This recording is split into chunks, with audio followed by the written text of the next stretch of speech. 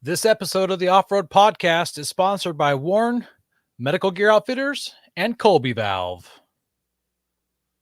Off-Road Podcast, episode 336, a year in review.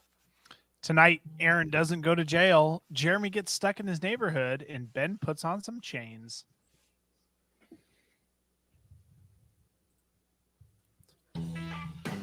Welcome to the Off-Road Podcast, a podcast about everything off-road. We cover the news, review products, and interview people in the off-road industry. I'm your host, Ben, and I'm here with my co-hosts, Aaron and Jeremy, and we've got a new sponsor, and welcome to the show. Got a little excited about that, didn't I?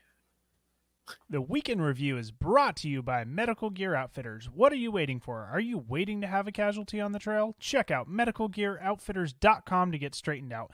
Medical Gear Outfitters has everything you need, whether you're going out for the day or traveling on a year-long expedition. Head over there to get off-road specific kits that meet all of your needs. And while you're there, make sure you use Off-Road Podcast for 10% off. You know, I haven't even gotten through all this kit yet. There's just so much in here. I mean, that thing is crammed full.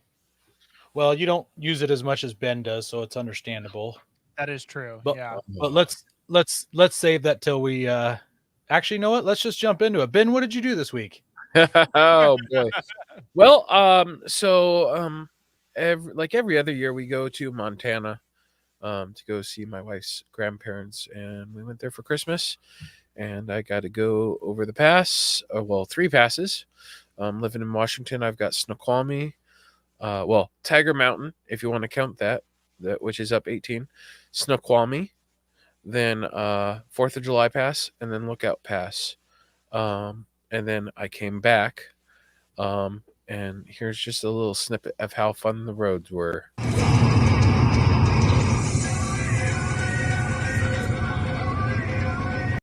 Yeah, whiteout conditions half the time. That was with my low beams on and not fun. So, Lookout Pass. The only nice thing is there wasn't much. I'm more of a man than Aaron. Look at the size of this beard. Oh man. Good morning. That's what I want to hit on. Yeah, I think Tim's probably just been sleeping all day, or he was drinking all night and he finally woke up. Yeah. Yeah, the pass is brutal. I actually only had to put on my chains once, and that was on the way back, and that was Lookout Pass. And realistically, I didn't need them, so I think I'm going to get some Lazy Man chains and get some snow socks. Define didn't need them. Like, was DOT telling you to put them on, or you just didn't feel you put them on, but you didn't feel like you needed them? The DOT told me I needed them. There was lots of people that weren't putting them on, and they had worse tires than I did. Like I've got a 3-peak rated snow tire, or 3-peak rated tire, all-terrain tire, and I never slid. I never had any problems. So I'm curious because sometimes it says chains or traction tires. Did it say that, or did it? Yeah, or did it say chains specifically were required? It says chains required, but the interesting thing is I think it's very similar to here in Washington, where it says chains required, and they mean just for commercial vehicles, and then chains or traction tires advised.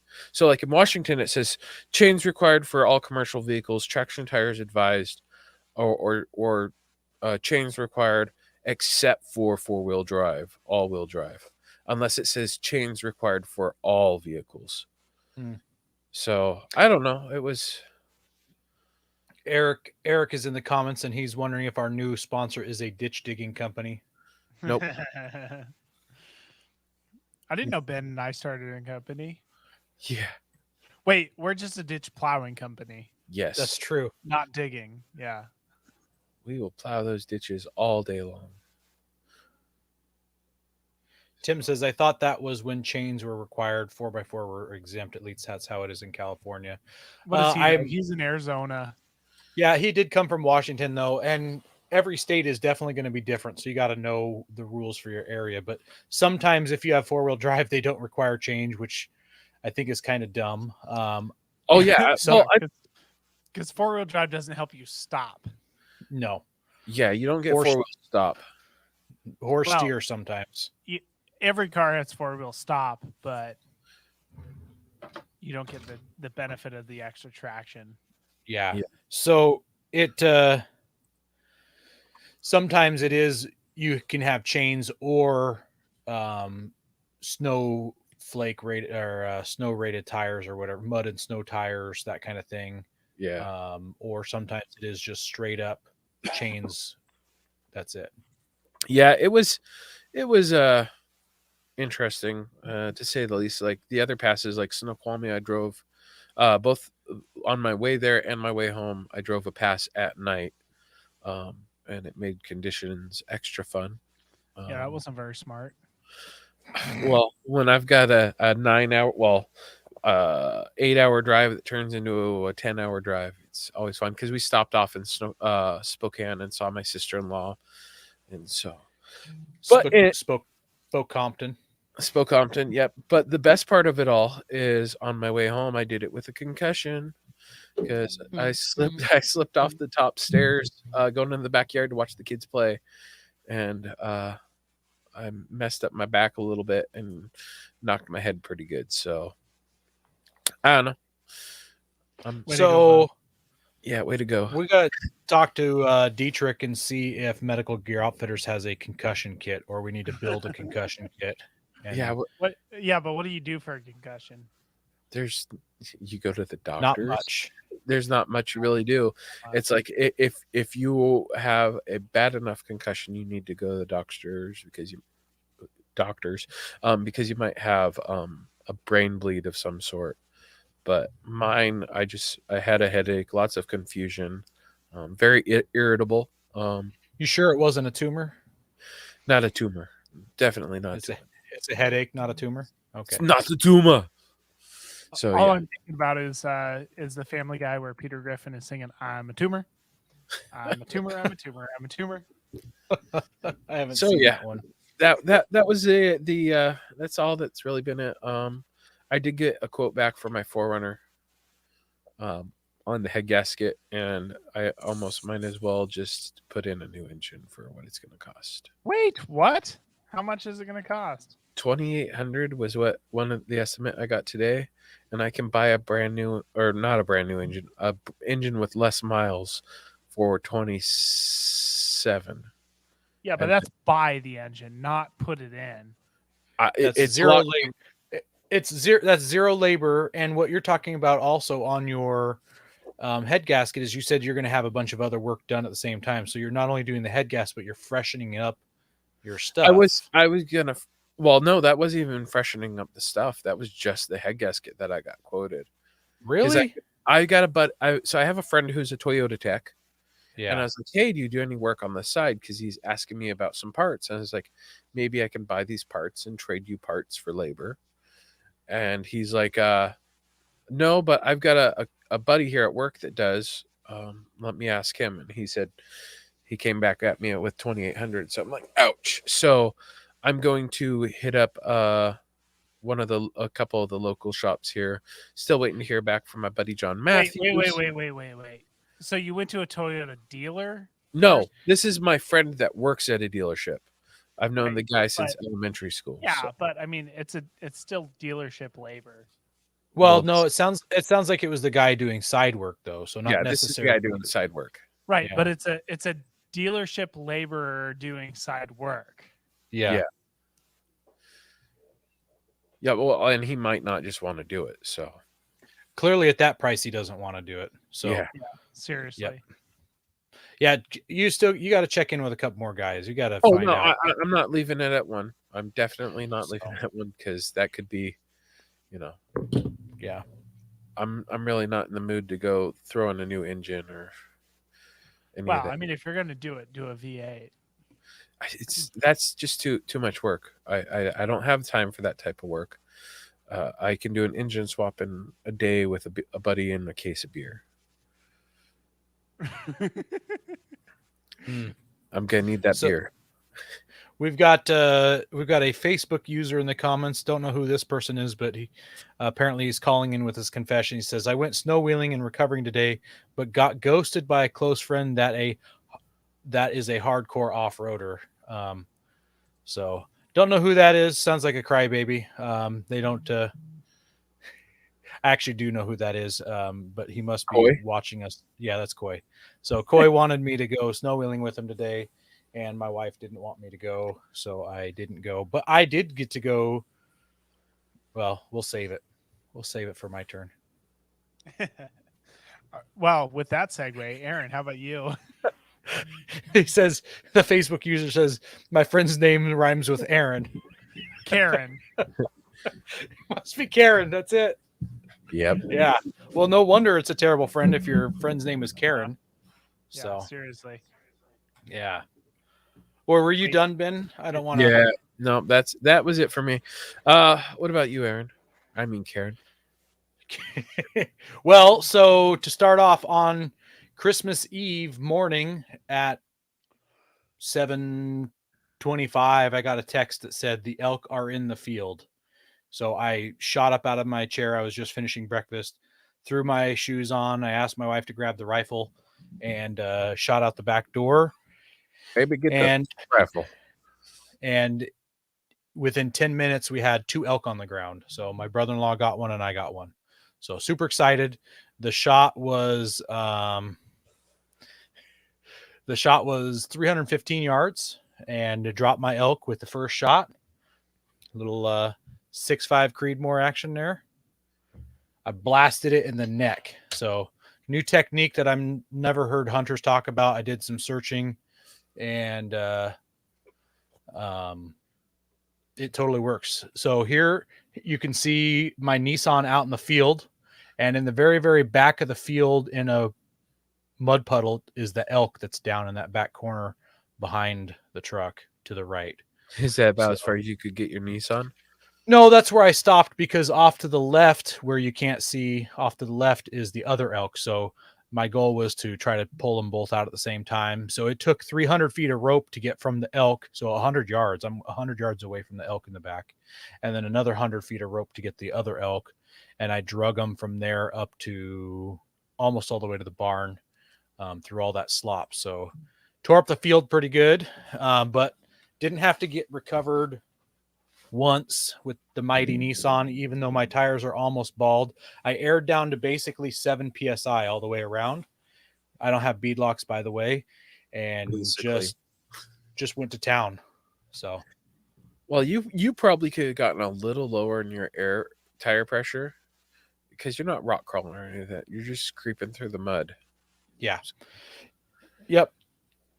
So yeah, drug the elks back, and this is my first time getting an elk on the property. My brother-in-law, he let me take the first shot because he'd gotten the elk the last 2 years, so he was letting me shoot first.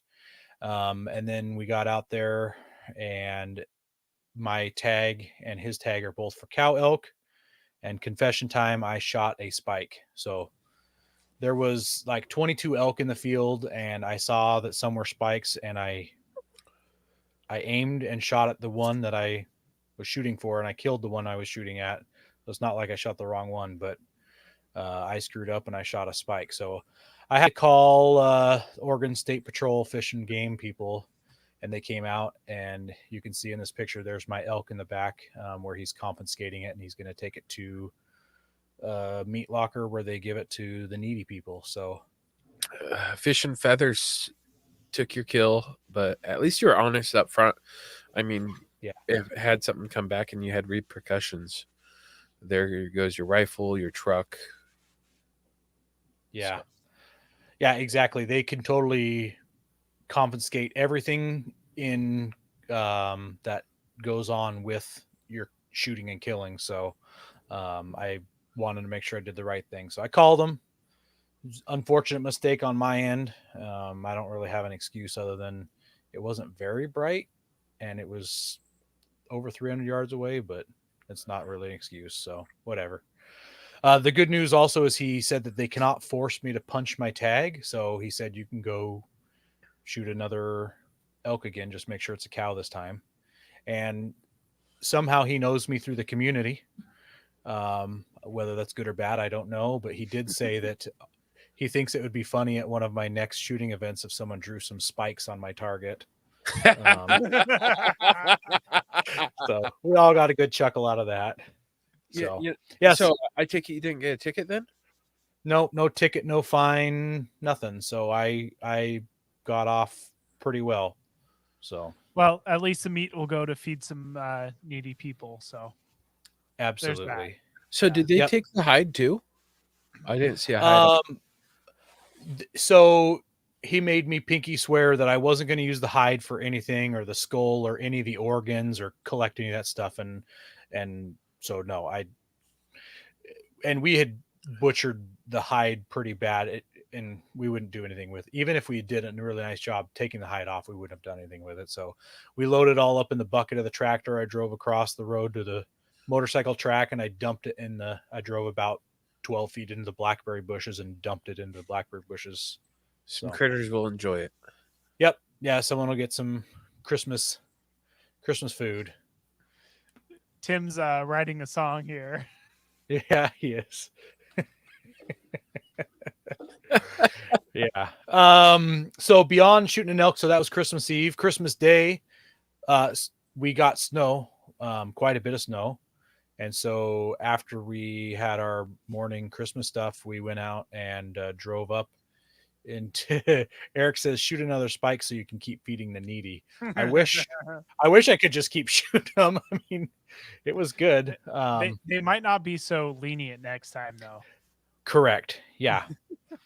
So went up and drove up into the snow Christmas Day. So here you can see in this picture, not a ton of snow, about 8 inches where we were at. But it had only been snowing for half the day at this point. So we're just above 2,000 feet for this picture. And you can see how filthy muddy my Nissan is from field wheeling. So I had to pressure wash the mud off of all the windows, and I pressure washed it off from around the door jamb so that when we open and close the door, mud wouldn't be falling inside of the truck. Yeah. So that was Christmas Day. And then today, which is 2 days after Christmas, I got a text from a buddy that his sister drove their parents' full-size truck into the ditch. You could see the road there's all compact driving? ice and snow. Hey, that bearded individual there could be me. Not really. So I went out there and I said, hey, they're like, well, we called the tow truck because we can't get it out. They were out there with a shovel for half an hour or whatever, shoveling. I'm like, don't call off the tow truck. I'll be there. Don't worry. I'll get you out. I can easily get you out. So by the time I get there, some other Yahoo has pulled up behind it in the oncoming traffic lane, and he's winching it backwards. And basically the truck is just going backwards through the ditch, backwards, winching backwards. It's like not popping out of the ditch. Yeah, exactly. And I'm like, you guys are playing the wrong tune here. It'll never come out like that. Don't waste your time. And so the guy's like, well, if you want to pull them out, you can pull them out. I'm like, all right, here we go. And so I told my coworker, I was like, this is how we're going to do it. And I'm parked in front of the truck, and I ran my winch across the street to a telephone pole, through a snatch block and a tree saver, and back to the front end of his truck, and basically did a 90-degree pull between the two of us, and told him to steer hard towards the road. And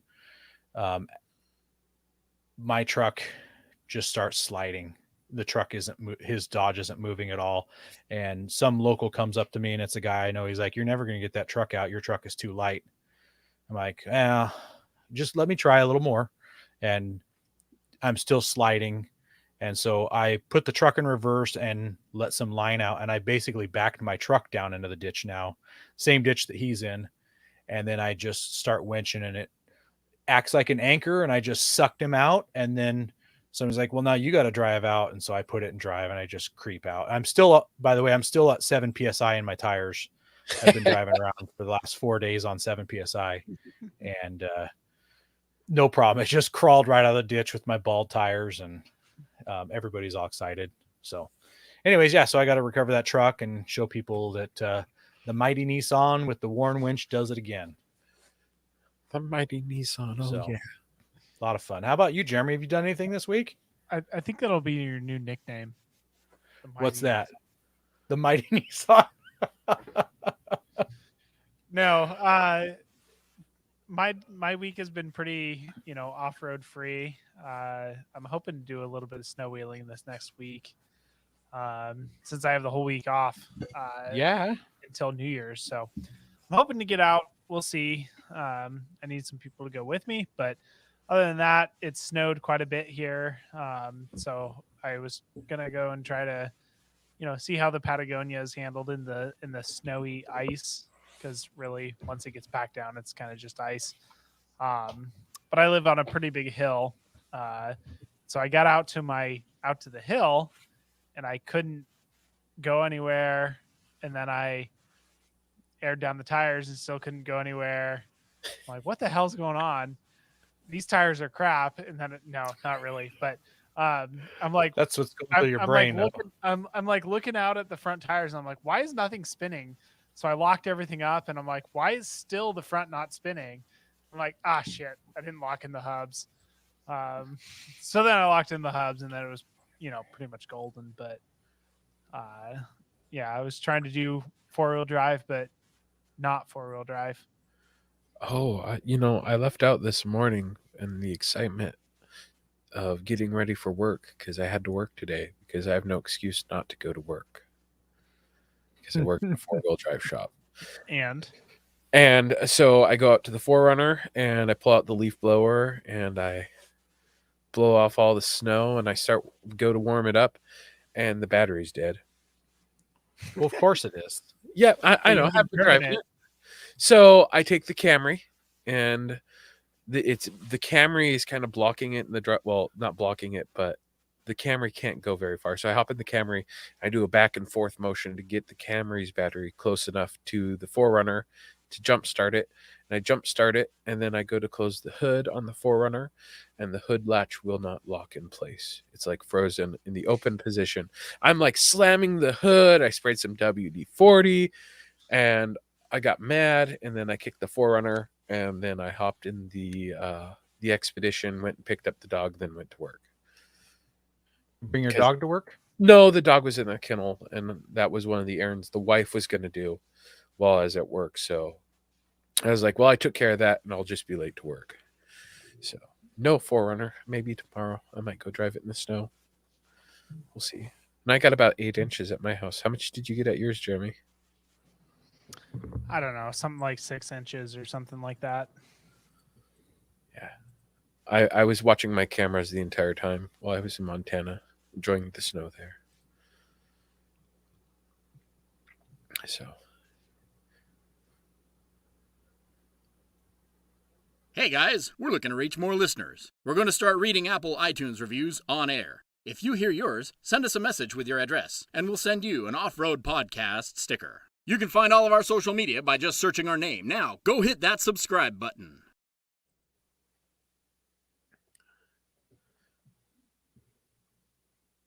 We also want to thank our sponsor, Patriot Patch. Head over to patriotpatch.co and check out their selection of great patches, shirts, cleaning mats, signs, and stickers.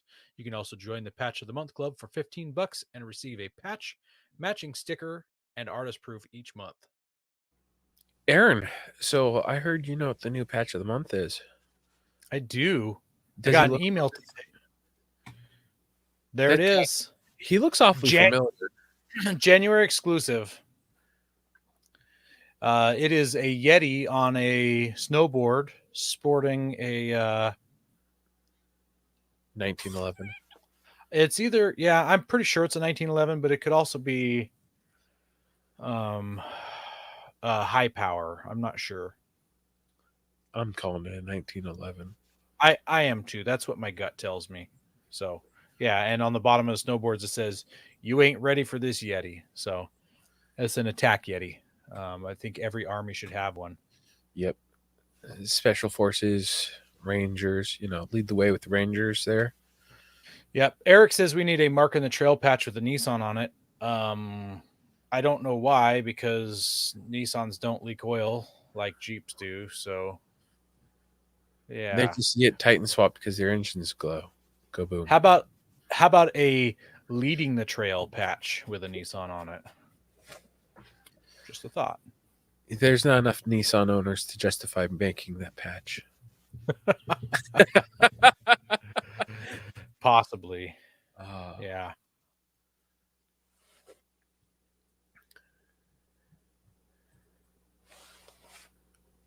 do it. Have tire troubles ever left you deflated? Colby Valve has got you covered. Ever have a valve stem leak? Colby Valve makes reusable and easily replaceable valve stems that don't require you to remove your tire from the wheel. They work with your off-road rig, ATV, side-by-side, commuter vehicle, or even your tractor. Never be left stranded again because of a busted valve stem. They also have a tire repair kit for those punctures that keep you away from doing your favorite thing, wheeling. Make sure to check out colbyvalve.com or ask for them at your local off-road products store.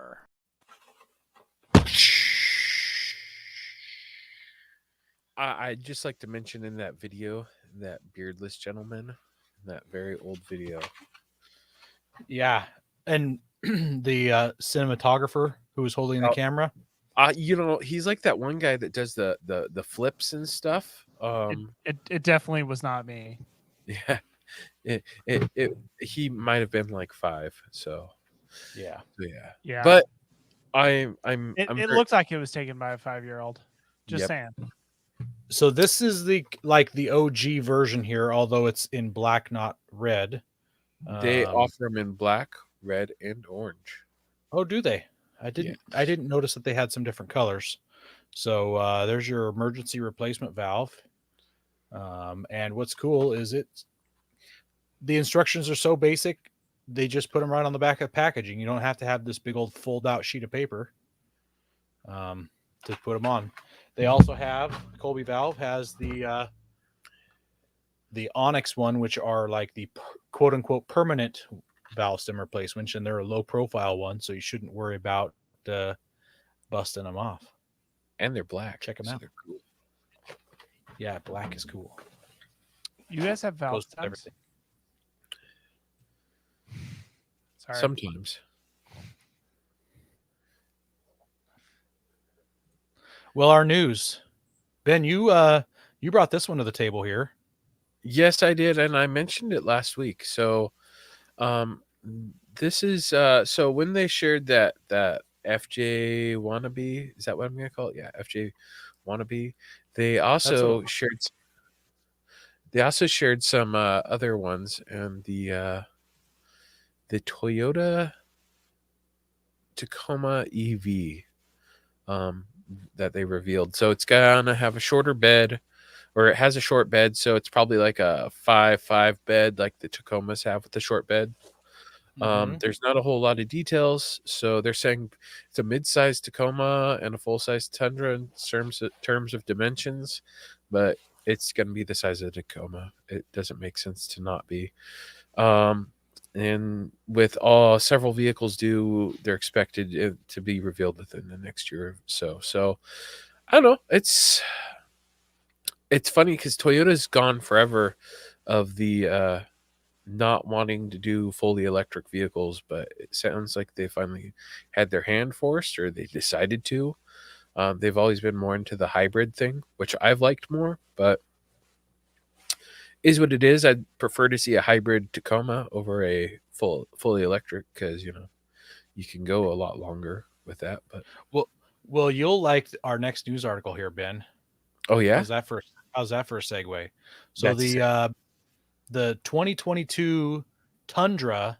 So I know you said Tacoma, but the Tundra TRD Pro is only available as a hybrid. there we go. I think I'm gonna go get one of those. How's that sound? So first of all, I got to say this thing looks way better than that picture of that one that we shared before, that red one, which I think is at the very bottom of this article, by the way. If you want to look at a really ugly Tundra, it's at the bottom. So they say that this thing is 100% brand new. It doesn't even share any nuts or bolts with the previous generation. And it is a fully boxed frame. They mentioned in the article that the previous generation had a really sloppy frame, apparently. Like, it was really flexy and scary.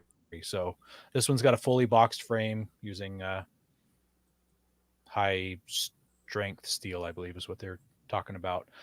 They got rid of the leaf springs in the rear. It's got a 5-link rear end. It runs, the TRD Pro version runs 2.5-inch internal bypass Fox shocks with some special fluid that I didn't want to bore anybody with. The TRD versions are lifted an inch and 1.1 inches in the front compared to the other just regular 4-wheel drive models. And the Tundra is finally getting the e-locker, the multi-terrain select, and the crawl control, which the previous Tundras never could come with. So they had a limited slip differential in some of them, but that was it. No actual locker. So that's kind of a big deal. Yeah, I'm looking at it and I'm seeing a lot of nice upgrades. Something I've noticed at work with some of the Tundras we've had come in is the rear ends are actually, they like slipped. They weren't perfectly in the middle, and they'll be like an inch or two off. So to hear that they've got it like 4-linked or 5-linked, yeah, says a lot. I mean, finally, and I think, didn't the Tundras have disc brakes, and it was the Tacomas that just had drums brakes? I don't recall. I don't remember seeing it in the article or not. So but it looks like some really nice upgrades.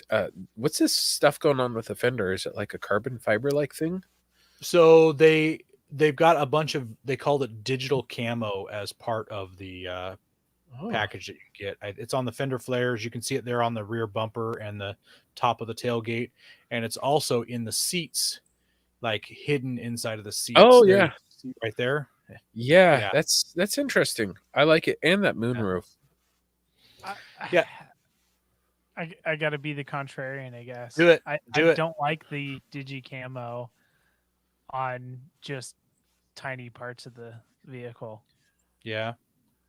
I don't know. I think it's just kind of a gimmick. It doesn't obviously add anything other than visual appeal. So either you're going to like it or you're not. So it's not really camouflaging your vehicle. Yeah. It doesn't add any performance. So, so I mentioned hybrid. So the TRD version only comes, in the highest trim level, which is the limited trim level. And there's 6 different trim levels for the Tundra itself, and limited is replacing the 5. So what are they? 5 something 5? I can't think of what it's called. SR5. SR5. Thank you. Yeah, it replaces SR5. So limit is the new top trim, and the limited only comes with the new iForce 3.5 liter twin turbo V6 and a 10-speed automatic.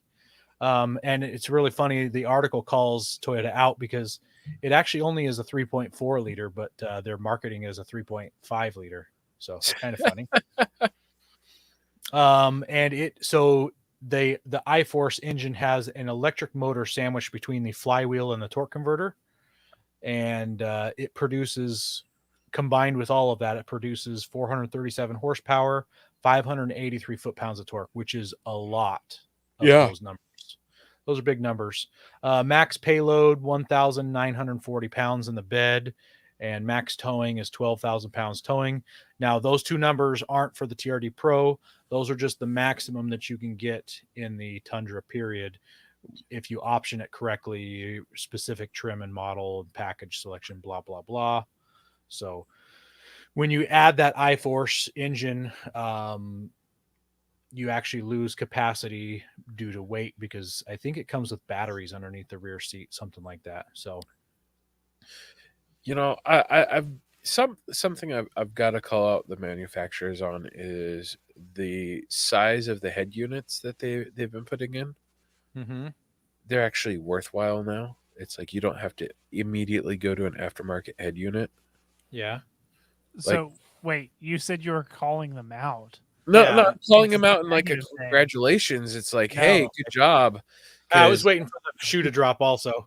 Yeah. No, it's like good job on finally getting what the market wants. Like Tesla, like It's been a big thing that I've seen is people take like the Tundras and they instantly do like the iPad screen swap. Yep. Well, if they can afford it. Yeah. So they expect this truck, the TRD Pro version, to come in between $45,000 and $55,000. I did see on one automotive website someone was saying we built the new Tundra and we spec'd it out the way we liked it, and it came out to $66,000. So I don't know. Ouch. Yeah, I don't know, but that's a lot of money. So I'm guessing that 45 to 55 is a starting price without adding any other options to it. So one thing I'm bummed about though is that the TRD Pro only, and Nissan is this way as well. The TRD Pro only comes in the highest interior package, so you can't get it like in a stripper model and throw on the off-road goodies. Yeah. I Thing. spec'd out a new Frontier, and I noticed that, and I spec'd out a couple. I did that with the Ranger too, and their FX4 package, same deal. The only way you get that better package, off-road package, is you have to have the leather seats and WeatherTech floor mats. It's like I don't want to buy those from factory when they cost 3 times as much as I could just go buy them from a vendor or WeatherTech themselves. Yeah. So anyways, one more thing I did want to say is that it's about time the Toyota Tundra caught up with the early 2012, 2011 Ford F-150s.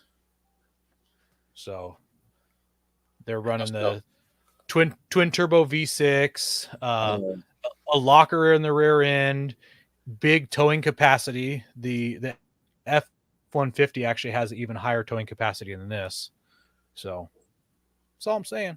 That's all the guy's saying here. I don't know.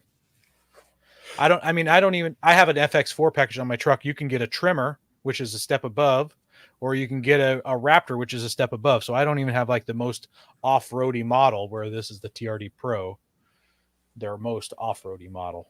So a little behind the times, Toyota. Yeah. But you've got to think how long they've kept that model going. What, 2007, and then with a slight update in 2013. Plenty of time to do something about it. Plenty. Yeah.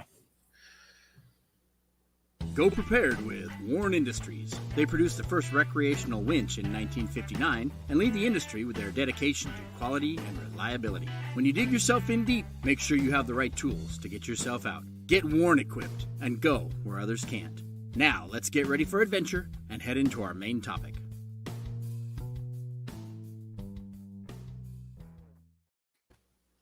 So before we jump on our main topic, I want to talk about Warren real quick. This is not a Warren product. Oops, hold on a second. I got to put it back That looks together. like a Smitty built one. It is. So this is a snatch block, as it says right here in the words, snatch block. This is the snatch block I was trying to use to pull that Dodge out of the ditch today. This is just one I have in my kit. I have 3 snatch blocks total, not including my snatch ring. It broke on me today. Like catastrophically, or holy moly, popped in half. So I don't know if there was some weird torque being put on it. Essentially, it lost the snap ring. Once the snap ring came off, the bushing in the middle popped out. Bad day.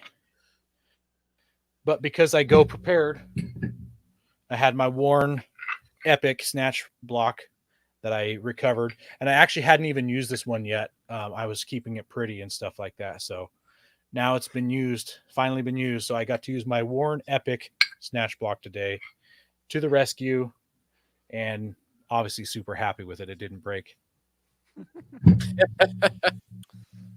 One would hope not. Yeah. Well, and that's what you get with difference in quality of materials. Absolutely. Yep. You get what you pay for. Well, should I go first since my pictures are in here first? Yep, go first. All right. So we're going to talk about our year in review. So what did we do this year? And I'm sure our loyal, faithful followers out there are going to probably yawn and fall asleep because they've heard all these wonderful, amazing stories already. They'll probably be repeating the stories with us. Or they'll catch the things we miss. That's true. Yeah, they'll write in and be like, well, but didn't you do this or didn't you do that? So, yeah. So in January of this year, I'm going to say last year because you probably won't hear it till next year. Now I'm all confused at what year it is. So in January of 2021, I went snow camping with some of my newer friends that I met in Yamhill. We went out to Central Oregon, up in the hills outside of Silverton. No, not Silverton. Can't even remember where we were at. I can tell you where it's at on a map. Anyways, had a good time out there. Not too far. Actually, we drove past Cowboy Dinner Tree. If anybody knows about Cowboy Dinner Tree, we drove past Cowboy Dinner Tree up into the mountains to get to where we were snow camping, snow wheeling. Had a really good time. I didn't wheel that trip because my truck was starting to make some noises and the engine is definitely getting louder, telling me I need to replace the engine. So in later that month, I did the most overland thing, probably the least overland thing. I bought this trailer right here. So 27 foot, I think 26 or 27 foot camp trailer, bunk beds in the back for the kids. You take this to places that have numbered campsites, as you can see in the picture. My least favorite places to go camping are places like this. But my wife said it would get us out camping more. She would come camping with me more. The kids would have fun, blah, blah, blah. So we bought this camp trailer and we took it to the beach in March on its main voyage. Here's Cannon Beach. If you've never seen Haystack Rock, there you go. That's a famous icon in the Oregon coast for all you non-Oregonians. Later the next month in April, I've talked about this. I got my the poles went in the ground for my new pole barn, which is going to be my future shop. It doesn't look much different than what you see in this picture today, which is super sad. I'm not making good progress on it at all. Terrible weather and a busy schedule is keeping me away from it. In May, I turned 40 and I had an awesome birthday party with some new friends and old friends, and people came out to celebrate. The local police came out to celebrate me. Eric says everyone's seen that rock on the movie The Goonies. So yeah, if you've seen The Goonies, it's definitely in that movie. I actually was going to ask that and totally didn't get that far. Though I don't think all your friends were there at that party. Jeremy wasn't there, right? I was not there, unfortunately. Or Ben. Nor was Ben. No, not all of my friends came to that party, unfortunately. Although I will say, I told just... your wife up front that I wasn't going to be there. Ben, I think, left to the last minute saying he was going to be there the whole time until maybe the last day. Oh, something. Oh, yeah. Yeah, awesome birthday party. Turned 40, big milestone in my life. Eric says, what did you not get to do around your birthday? So yeah, the day of the birthday party, I was supposed to go wheeling with Andy. I assume Mercedes was going to be there as well. And we were going to go wheeling in the new Jeep 4xe out in Browns Camp. And he had to call and cancel on me because of my birthday, which is... Yeah, he had to uninvite. Yeah, I had to be uninvited. And I've never been invited back since. Just specifically for the 4xe or for anything? I haven't been invited back for anything, but I'm sure it's just because nothing of that caliber has come up yet. So sounds like he just unfriended you. Yep. No, not quite. Let's see. So that was May. June, Coy started helping me out with the Titan swap. So the whole front suspension and the entire drive train from the Nissan Titan. That took 5 days, not 5 weekends, but 5 days over the weekend to pull it all apart, put it all together, and get it running. So 5 long days. And 2 of those days were when we hit the 116-degree temperatures. It was... Which is why it probably took that long, right? Insane. Wait a minute. We drank so much that day. You forgot something there. You rolled a rig. Yeah, that was part of the Titan swap experience. I didn't load that picture in, but here's the whole front end ripped out of the truck. You can see that I've got nothing happening up front. Although I think that the Titan, it looks like I've got the coilovers in there for that picture. I don't know. I'm confused. And here is the engine out of the Frontier right after we'd pulled it out. So that is the old 4-liter 6. You can see Coy in the background trying to look cute. Yeah, so we got that done just in time to go on our Moab trip. And for our Moab trip, Ben reminded me I bought a Gazelle tent, my first Gazelle tent, the T8, which is a really large tent. And then we camped on our way to Moab, but when we were in Moab, we stayed in a Airbnb type thing, and we stayed in a house basically. Stayed in the house for half a week while we were in Moab, wheeling. Here's another picture. This is Coy and I. Can't remember what trail that was on. And then we packed up from Moab and we drove to Colorado. Had an awesome time in Colorado. We hit Black Bear Pass. Don't know why that's not opening up. There we go. First axle. Pass. This is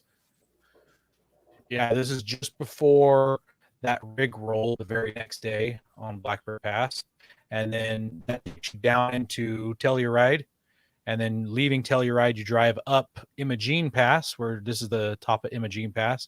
You can see the famous mailbox in the background there. And as we were heading up Imogene Pass, yeah, not much else is right. Bam! Broke my axle. There it is. Broken axle. So if I'm going to do something, I'm going to do it good. And yeah, that was only like a 50-minute repair in a paved parking lot. So that was kind of nice. And I was able to just drive it back into town. It wasn't broken bad enough that was causing any issues that I know of. So that was an amazing trip. My wife and I, every night we write in a diary that we share. It's like a 4-year diary, and it asks you a question every day, and it's a different question. And recently one of the questions was, what was your most memorable event of 2021? And I put our Moab and Colorado trip because it was a phenomenal experience, phenomenal trip. I definitely want to go back. You guys should come. That'd be fun. I hope to next time. Yeah. Should come. Let's see here. Later in July, like 2 weeks after I got back from, took camp. Actually, this is in Central. I can't think of the name of it. Amagata, you are a robot. Yeah, that's why I was doing the robot. Aaron, you're seriously a robot. You're kind of frozen up. Still, no. Stop robot. Oh, you stopped when you said stop robot. Good. I'll just say stop robot every time. I'll try to finish this up quick then. Central Oregon camping with the family. Christmas Valley Memorial Day weekend with Coy again. And then in October, so there's Christmas Valley plane crash. And then in October, model rocket launching with Coy again. Just can't get away from that guy. It's like your new best friend. I got away from him. New boyfriend? I got away from him today, though, when I didn't have to go snow wheeling with him. There you go. Yeah, but he's a little butthurt about that. I see that. Yes, he is. Yeah. Ben, you're up. What'd you do this year? Oh, man, what did I not do? Well, the very first day of the year, so I went camping New Year's Eve with my buddy Aaron Kravick. And, well, it's a very memorable moment, so much so we have it on video. Proceed. Oh, wait. I'm going to actually have the knife out.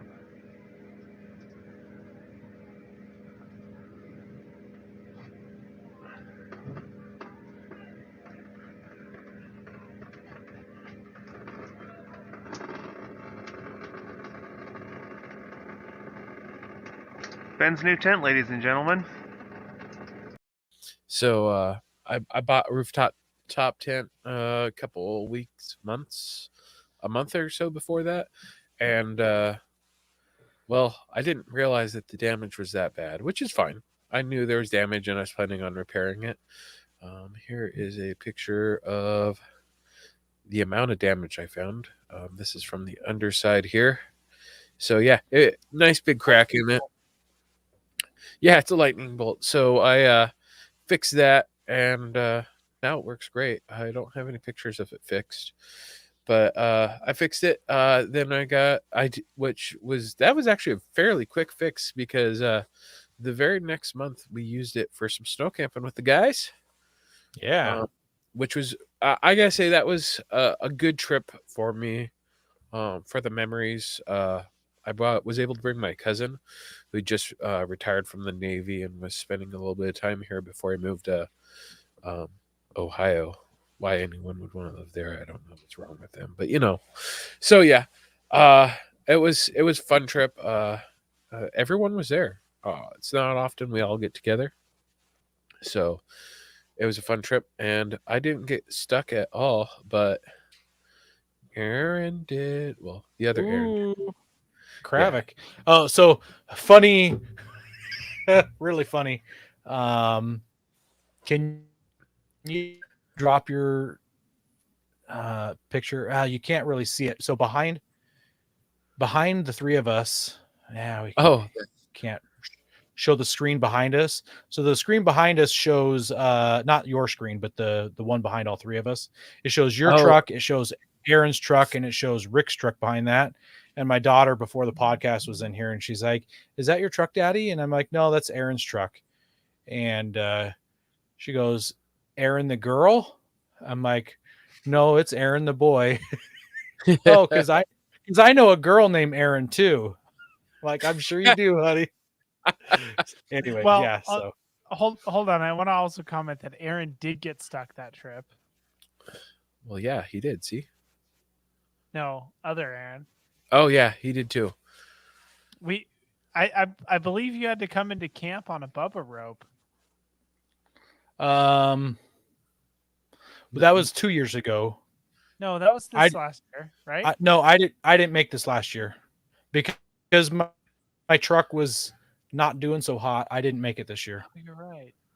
Wait, you didn't come on this last trip? No, he didn't. He bailed. So I lied. Everybody was there, but everybody except for Aaron was there. Jeremy made it because he rode with Rick. Yeah, my rig was down for that trip. That's for sure. So March, I bought something and I brought it home. I brought a trailer too. Except a little guy. Mine's a little guy. So I bought that. And then we took out in April for my birthday and a couple other times. Along with I built a battery box for it. So I also bought a Gazelle G6. Did some more trips. That is like Miller, Sylvania, I think. Those numbered campsites. Numbered campsites. But I've got those kids. Yeah. But I if you've listened to the show long enough, I get teased for wheels and tires. I bought some wheels and tires, boys and girls. Yeah, boy. And not only that, but but the cool ones there are my tires. Yeah. They're the same tires. They're the same tires. How are they any Mine are cooler? 40s.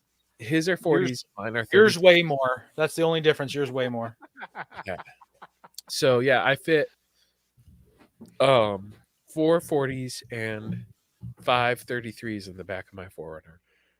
Nope, in the back of your Expedition. Oh, Ford Expedition. There we go. Yes, yeah. Expedition. Yep. And I did skip a step here because the 4Runner went down for a little bit, and it got a little bit of a facelift, like some new headlights and my bumper painted. So yeah, got a little bit of facelift before that, and then I finally did get my wheels on with my tires. I got some bead locks. I copied somebody. I don't know who. Yeah. So got my Forerunner all running nice and fun, and then discovered the head gasket, and I haven't really had time to fix it. And I had some family stuff go on in August, and I haven't really gone out much since then. And then the only other exciting thing this year was I was in the hospital for COVID. So, and I lived, as you can see. I thought you were learning a new instrument, Yeah, like the kazoo. The skin flute. the No. fancy kazoo. Yeah.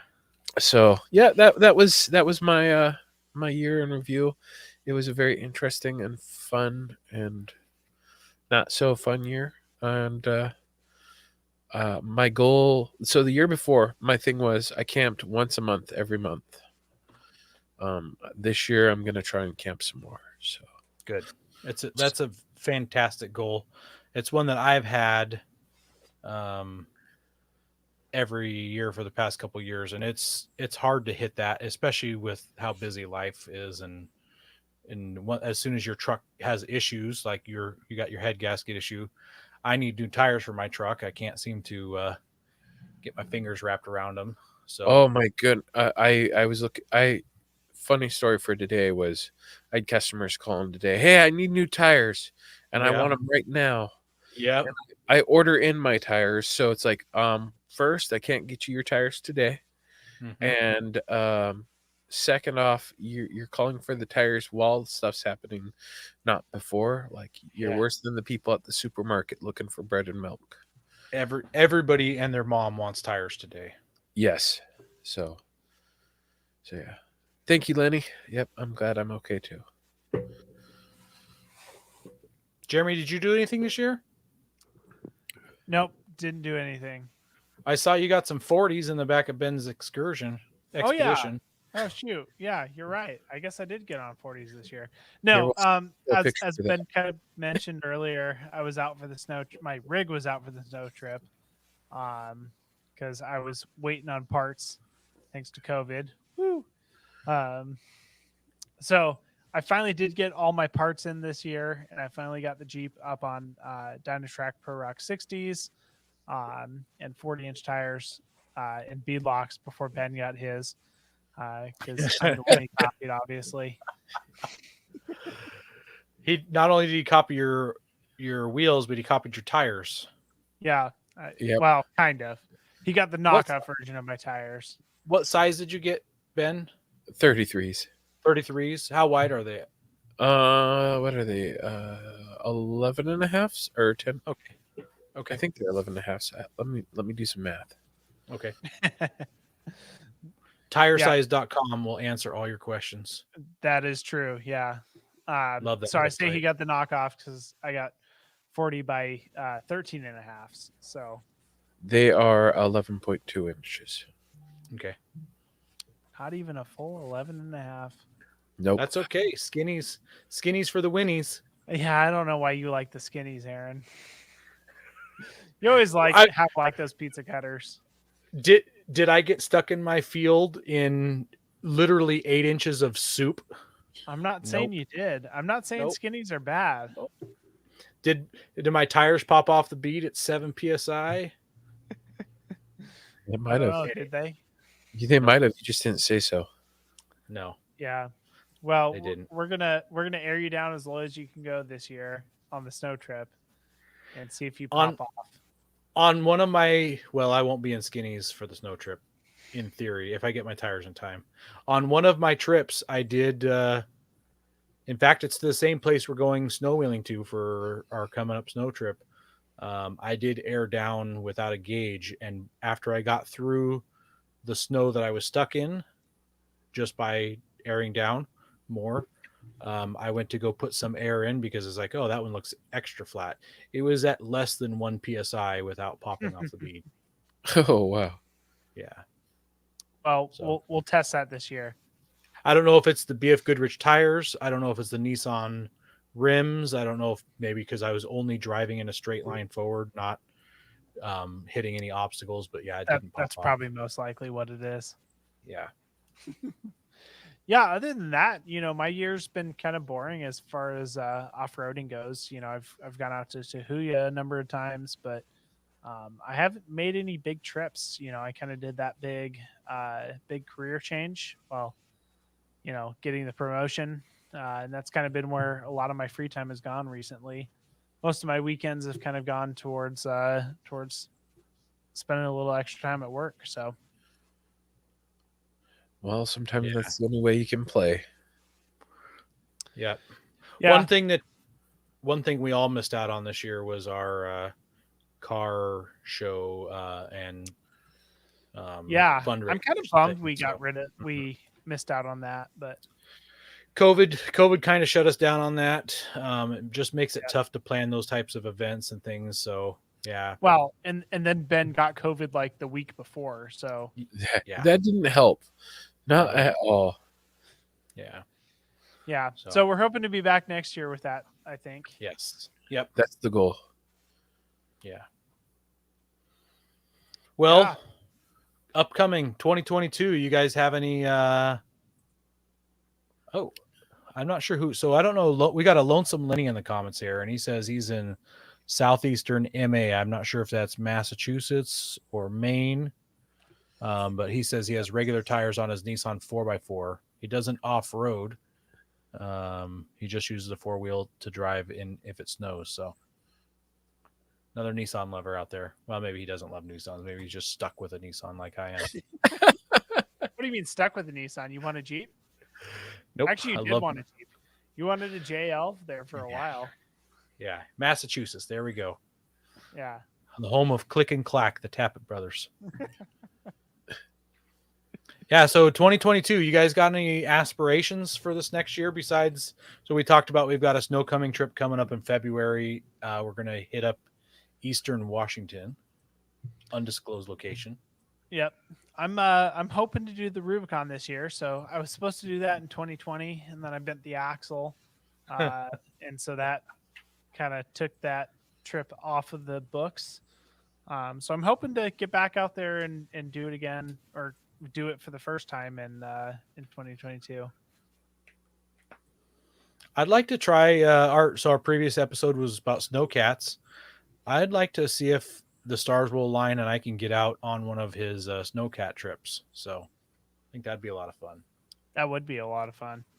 I would like to have a running rig again. I should say it does run a Yeah. reliably running rig. There you go. So Yeah. you're selling the Forerunner? You know what? That keeps coming up as an idea. I actually was playing with the idea of I kind of want to build a Xterra, because they're affordable, compared to like going out and buying a Jeep and then Yep. But then you got to go wait for parts forever. yeah. So I don't know. I'm playing around with a bunch of different ideas for different vehicles, or I don't know. I'm in this lame spot where I can't make up my mind of what I want, and I hear 30 different directions, and it's like I don't have the money for half of those. So More Just and get more the of my Jeep. friends are buying Xteras. Just you know, the cool thing is I'll point this out. I'm on Facebook right now. There is a Pro 4X, 10 grand. boom. Uh, Buy it tonight. Call them up, buy it. yeah, it's like, well, I don't have 10 grand. Well, it has Trade 'em for 30,000 or 300,000 miles and No, a it's blown engine. I want a second gen Xterra, which is Yes. I believe a 2006 and newer. Five and and newer. Yeah. Yeah. So it's like, and then I want the Pro 4X package so that I have a locker, because I just So- want to eliminate one of those steps. The Profac 4X or Nismo, right? no, they didn't do a Nismo in the Xterra. They do the Nismo in the Frontier. So Pro 4X or the off-road. Also, the off-road does? Yes. So Yep. there's where is it? And it's funny that I mentioned it's yellow. I don't know what it is about the yellow Xteras, but I actually do like the yellow ones. It's not very often I like a yellow vehicle, and it's like the Xterra is one of those few vehicles where it pulls it off pretty well. Yeah.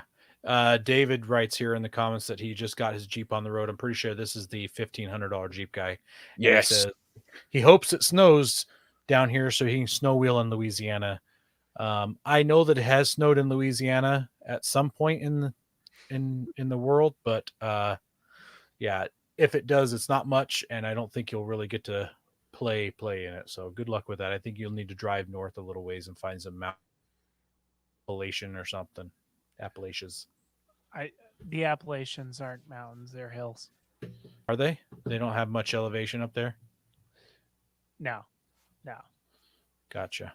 I'm not an East Coast geography guy.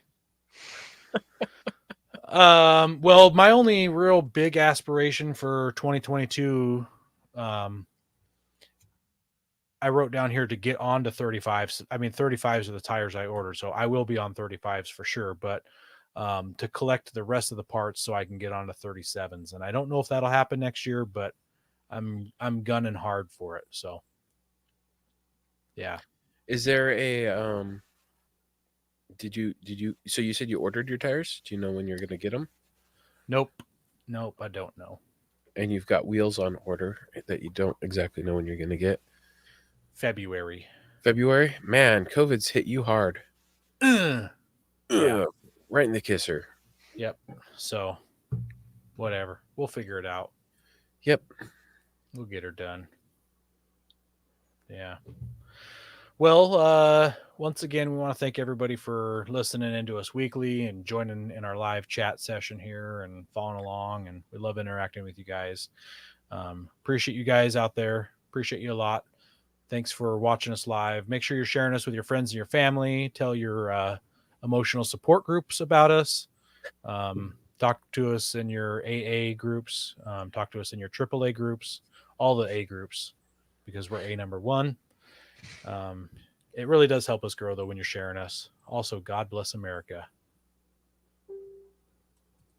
Don't forget to visit Patriot Patch and join the Patch of the Month Club. Check out our Gaia affiliate link for up to 40% off. Also, don't forget to head over to Warren Medical Gear Outfitters and Colby Valve to see all their great gear. We are a proud part of the Firearms Radio Network.